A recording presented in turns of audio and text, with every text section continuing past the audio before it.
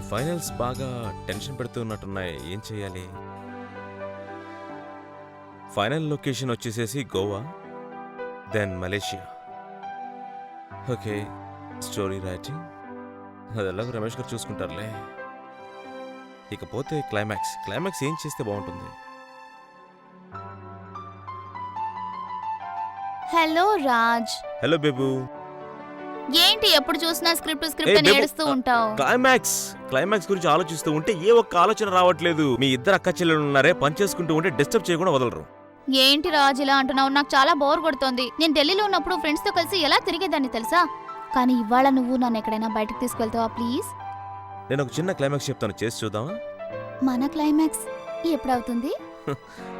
What you mean? Just kidding Raj. Okay. సరే రాజ్, నేను ఒక విషయం విన్నాను, నెట్ లో సర్చ్ చేశాను.